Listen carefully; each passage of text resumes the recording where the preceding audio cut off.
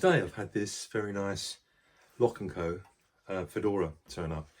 It's one that's typically been stored somewhere and got very dusty and I guess not been used really. If you can look inside, it's reasonably clean. In fact, it's very clean. It has been worn, but not a great deal. It just needs a bit of a freshening up really. It's got the two warrants on it, so I think it's from about the year early 2000s, something like that. So it's a 25-year-old hat, which actually hasn't done too bad at all. It's got some nice features on it with the bow, which has only got one side of the bow here, and also with this crossover on the other side. And not seen that before in a Lock&Co hat. In fact, not in many hats at all. So let's get started on cleaning it. And what I'm going to do, as I've done on many of the videos, is actually give it a good old clean with the tape first of all. So I've just got a block here, and I haven't actually seen. Yeah, that'll fit on there. When you press it down on the block to give it a bit of rigidity to push against, always make sure that the lining will in fact give, otherwise you'll break the what do they call it, the thread inside that holds the lining to the hat. Anyway, so when you do this and you stretch it out, you can see that there's a few lines here where the felt has been folded over and it's collected the dust. So let's take some of this tape, and this is only a very sort of cheap, I suppose you call it Gorilla tape really. It's a tape that I just get locally from a DIY store, and just because it's very sticky. Anyway, we're going to go over the hat like this, and this is a fairly long pile on this hat, which is actually very nice. I'm just going to take a little while to go over the whole thing. I'm just turning the hat round on the stand here. Probably see it's all coming off quite nicely there, but I don't think it's been cleaned for a few years, and it certainly hasn't been stored in a bag or anything like that. So just remember, if you're going to put your hat into storage, because you're not wearing it every day, and let's be fair, most people don't wear hats every day unless they're like me, so put them in the bag, and even if it's a plastic bag from the local supermarket, but just put them away, because it really will give protection. But before you put them away, make sure that they are dry and that you've given them a bit of a brush up. I'll come on to the brushes in a minute, but yeah, we've got quite a lot coming off here. The brushes, I'm going to use a brush in a moment that's quite stiff, and that I tend to use for the restoration of hats, and then use a much softer brush for the day-to-day care of a hat. So my recommendation is that that you get a softer brush to use on a day-to-day basis. So as I say, this is a Lock&Co, and I was very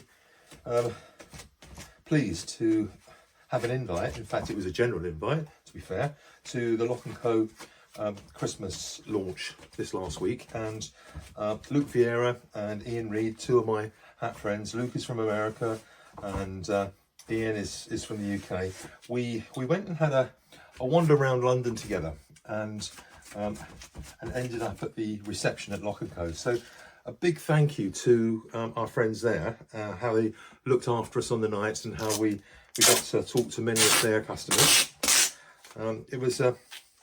It's a nice feeling when you know, in essence, I suppose we're a hindrance rather than an asset to them, because on the one hand, yes, I do restore a lot of Lock&Co hats because I love the brand and the product, but we're not actually buying new hats from them. So you know, it's always a bit of a funny one, that one. But Lock&Co really welcomed us with open arms, Max and his team there, and really appreciate it. I'll tell you, if you're in London, go to Lock&Co, because they've got a really good all but small museum at the back of the shop, and they've got lots of the shapes of different people's heads that they've actually made hats for over the years. Anyway, moving back to this hat, as you can see, I'm patting it and just working the the brim round here, just to give it a clean. And this is a super colour. It's a sort of a bluey purpley colour, and I just love it. It's just really nice. So already, where the dust is coming off, the felt is starting to get its shape back and its feel back, to be honest with you. So now let's put it back on there. Get hold of this brush. Just get rid of those a bit, and let's give it a bit of a brush up. So I'm just going to give it a backwards and forwards to open up the pile, really, first of all. Now the steam will actually open up the pile a lot in a moment, and what we'll do is put a bit of steam on there and get a cloth on there to actually lift off any further sort of ingrained dust. But just be careful on the ribbon, because the ribbons are normally sewn on and they can be quite delicate, especially if they're a little bit older. And so I'd just say with a stiff brush, just be very careful around the ribbon area. But yeah, well that's coming up all right. I'm not actually quite sure. It says this is a 59, so this might actually be my size.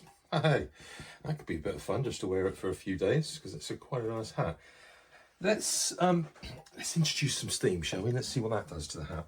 So first of all, I'm going to bring it back onto the block here, and then I'm just going to give it a general steam. There we are. So this steam has come up to temperature over a few moments, so it's not leaking out water or anything. Which is great.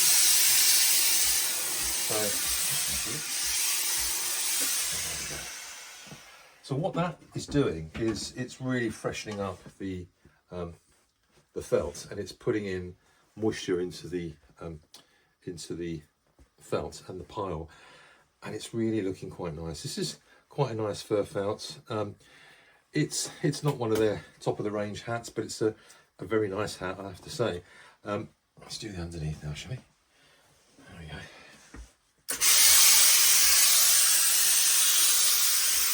Just be very careful when you're steaming something. I mean, I do it a few times and I do get myself burnt, but you get used to it. But just be very mindful that steam is very hot and can be very dangerous. So look at that. Already that's brought the hat into quite nice shape. So before I go on and do any more work on the felt itself, what we need to do is freshen up the leather sweatband. And it is a leather sweatband, albeit it's not a top of the range leather sweatband, but nonetheless. But what I've got here is some leather cleaner, which I've spoken about before, and just a clean cloth. So just put a drop of leather cleaner on the cloth, usually foams up a bit like that, and we're going to wipe round the leather sweatband. And it's only going to get rid of the sort of body fluids that have been on here, and it's not going to be anything too bad, I'm sure, to remove, because it's not showing many signs of being worn, and you can usually tell because the leather will in fact be worn, and there'll be some heavier deposits left behind. But no, that's absolutely fine and dandy. Okay, so having done that, what I like to do is actually put the hat onto a brim block, just to give it a bit of a press, if you like, on the brim. So let's get a brim block out and let's show you how we do that. So what does it say? Here's what I prepared earlier. Anyway, we drop the hat into the brim block. Now on the brim block there's a couple of seams, if you like, of the wood, and that's where you put the center of the hat. So I'm just checking at the back here, that's more or less right. Yeah.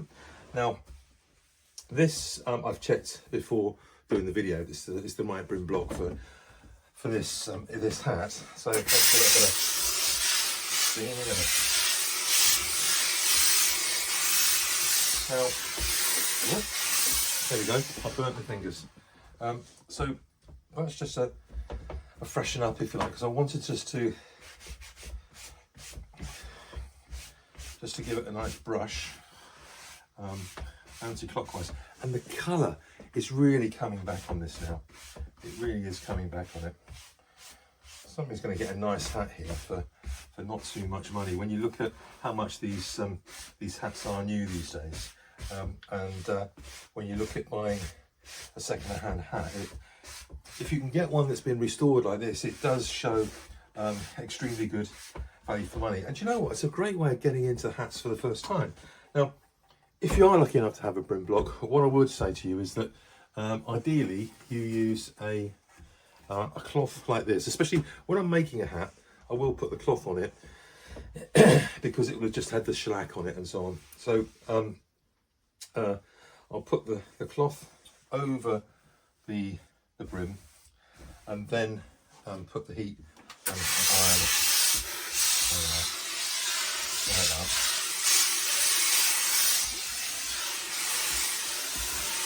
Try and get it all up. And then ideally, if we were leaving this overnight, because let's say the shape wasn't, this is actually quite a good shape already before I started doing this, but otherwise I would put string around here and tie this in, leave it overnight, and then it would be dry by the morning. So there we have a very nice Lock&Co Fedora hat, and this one's a size 59. And now that I've done that, it will snap down. Oh, look at that! Snap down very nicely, so that you get this beautiful profile. Sorry, I got my fingers inside the hat there, but what a nice profile that is for the hat. So we might as well see if it fits me, because then you can see what it's like on. But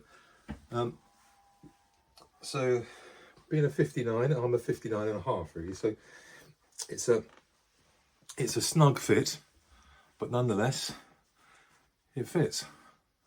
So there we have it, a nice Lock&Co hat.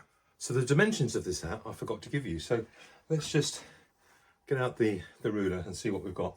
So on the crown here, we've got 11.5 centimeters to the point of the crown, and the brim is just under 7 centimeters. Yeah, just 6 3/4. So that's really quite a nice proportioned fedora. As I say, I think it's about a 180, 190 weight fur felt, bordering on a Western felt, to be honest. But I don't know whether this is fur felt or some unusual sort of woolen type felt. I think it's a fur felt, but there's unusually for Lock&Co, there's no label actually underneath the sweatband, so there's no reference point that I can research and look at. But it's a very nice hat nonetheless, and I'll be up for sale very shortly.